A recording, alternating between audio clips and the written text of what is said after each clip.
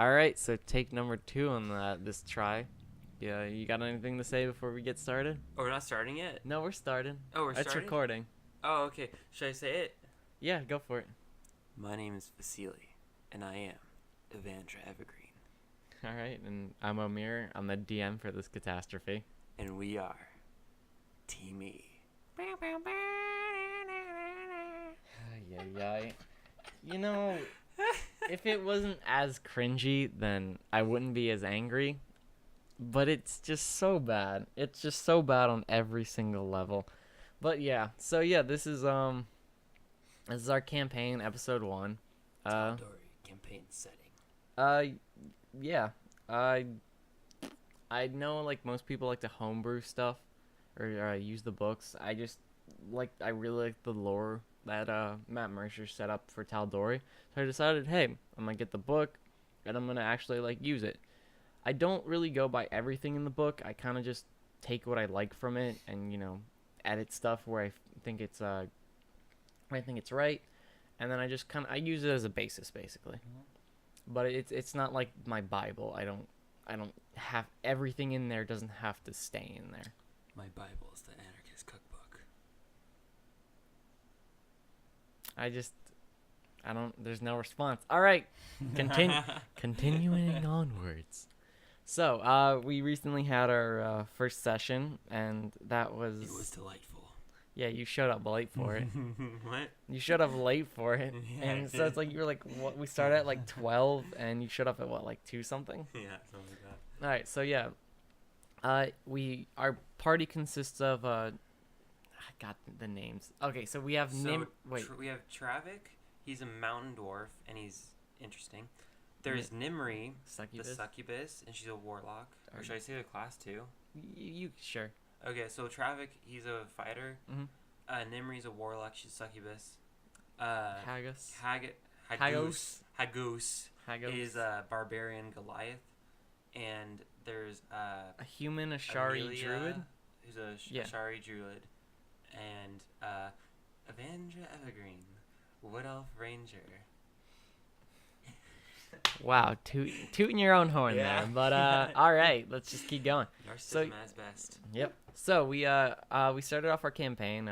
They woke up basically in a jail cell. Didn't. Yeah, because you showed up late. I think it's a good thing that I showed up late, because I didn't get arrested. Well, they got arrested because like now the guilds are charging like a lot of money for membership. Like just to start off, none of them had that kind of money, so they decided the fight pits were a good way to make the money. So they ended up getting caught. They all were arrested, and they were they woke up in the jail cell, and they had like a hooded figure. He was kind of like messing with the lock, and he was like, "Hey, you guys want out?" And most of them were like, "Yeah, sure," because they are reckless as shit. They honestly are, and it's stupid. At times, yeah. But yeah, it just proceeded to escalate further and further. They ended up joining the Clasp, for those who knows what it is. For those who don't, it's basically like an underground, not sanctioned by the city guild. So they Thieves Guild. Yeah, it's a Thieves Guild. Just Thieves Guild. It's easier. Yeah, you're right. Can't add any flavor text to it. So yeah, they ended up signing a contract to join on with the promise that they'd be let go. What the hell, man?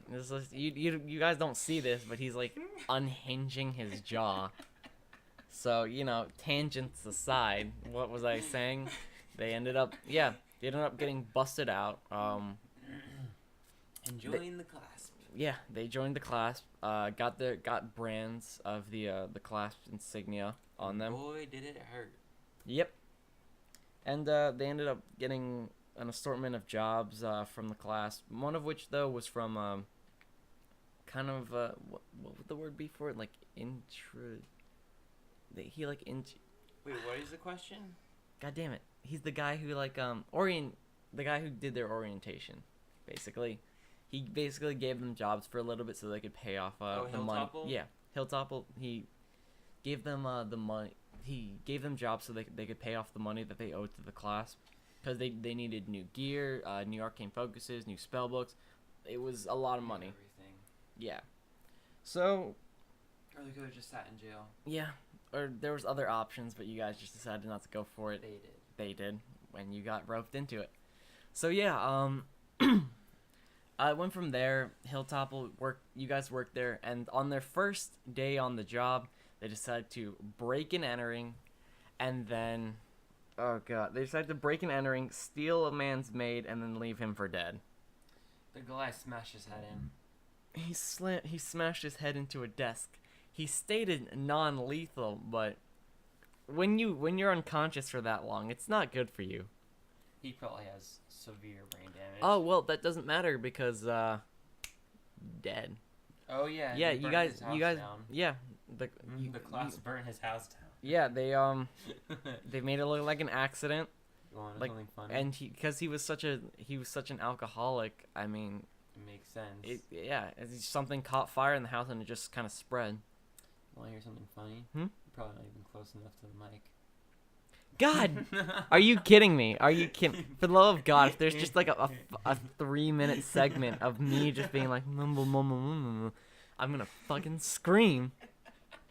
I mean, I'm talking louder, so maybe that makes up for it. Maybe that will help. Okay. But probably not knowing our luck. Oh my god. Okay. So yeah, back to what we were doing.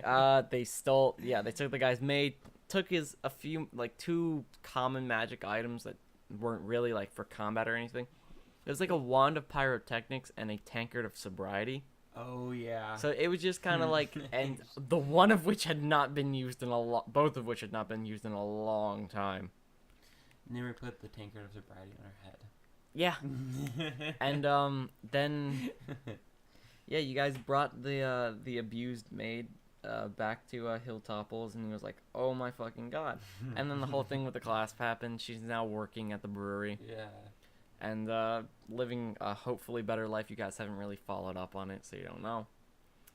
And what happened next? Yeah, you guys went back to class after you kind of like week or so of like Hilltopple keeping an eye on you, seeing how you guys were doing, and got your first job. It was to go to the Cinder King Scar and pick some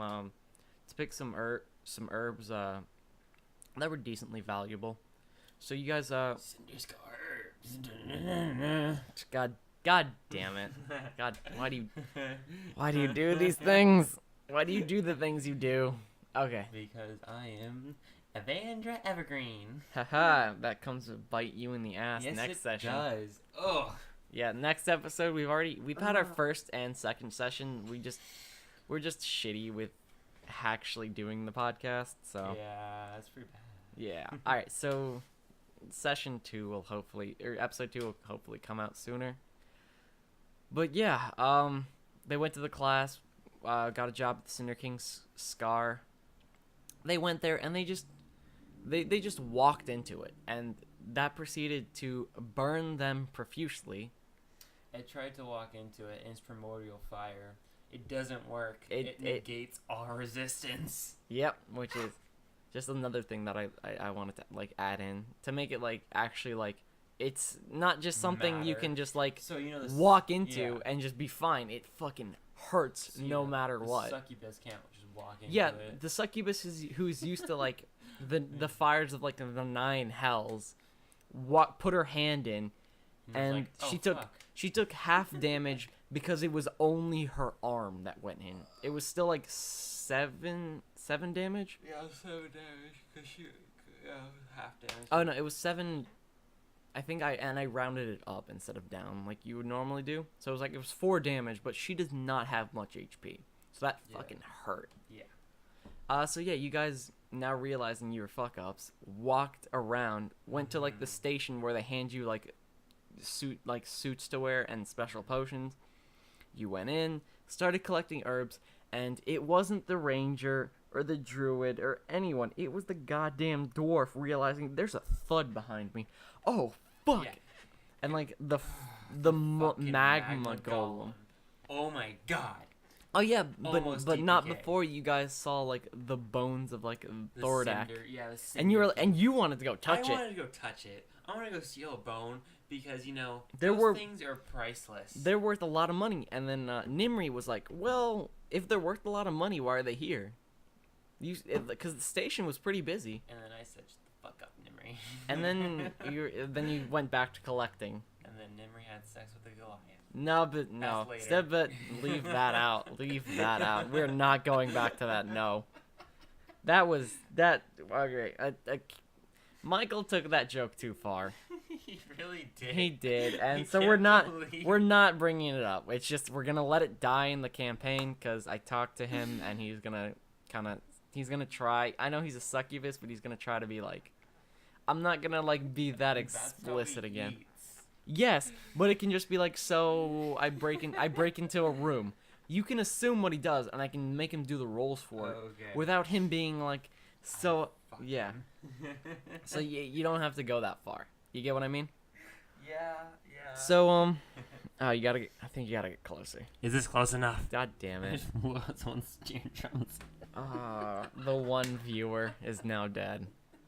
So yeah, that they as they were like picking herbs, the mountain dwarf noticed like rhythmic thuds behind him. He turns around to find like a magma golem behind him, and they're like, oh fuck, and start running. It eventually goes into the ground. They slow their pace down because it's like, okay, I think it left us alone, and on cue, Travick gets picked up and thrown into the ground. Yeah. His helmet getting severely dented because it did enough fire damage and to kill him. enough.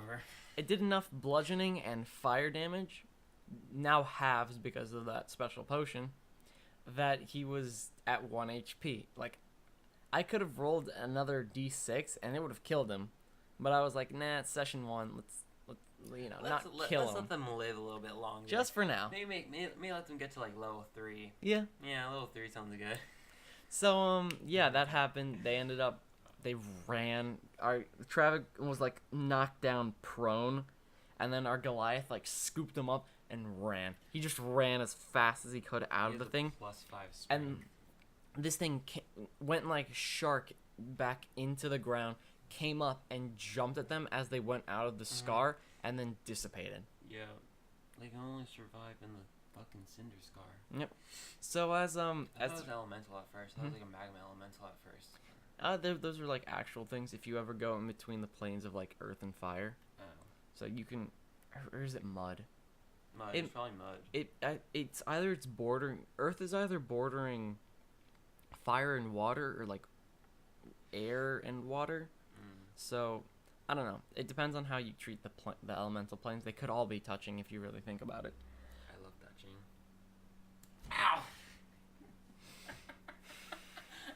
Ow! Ow! Critical hit on a flick. Max damage. 1. All right. I want to make a character. Oh yeah. Kill people with a flick. I mean, level 20 fighters might be able to do that, or barbarians.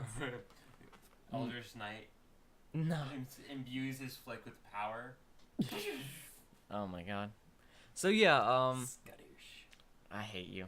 So it's just everything escalated to them running out, and one of the guys at the station who was, as they were taking back the suits, ended up saying 3 evil gods' names. Vecna, Thrisden, and Tiamat. And in this setting, I treat the gods' names as like, oh shit, you don't say that, especially the evil gods.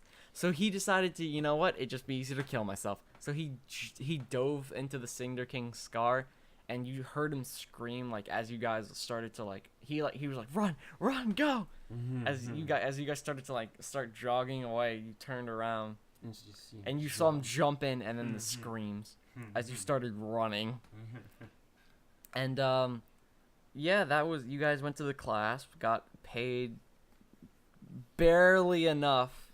You guys almost ended up owing them money, because those suits were and like potions were like so expensive. $7,500. Yeah, it was like 7,500 gold. Sorry. Yeah, it was like 500 per potion, and then it was like $1,000 per suit. So it escalated quickly. It really did. And you guys only got like in total it was like 120 something, and you only got like 80. Yeah, we each got 8. You each got like 20, and then wait, how many? 3 of you guys got 20. 2 of you guys got 10. Yeah. Really Goliath and the Druid. Mm-hmm. So, because they had to leave for like out of game stuff, so kind of get the short end of the stick. Yeah, so we might be moving. We might see if we can move the game to Sunday. Depends. It used to be on Sunday. Then Saturday just ended up working better for most people. Yeah, it was before you ended up joining. So yeah, just Sunday worked better. I don't know. It was weird.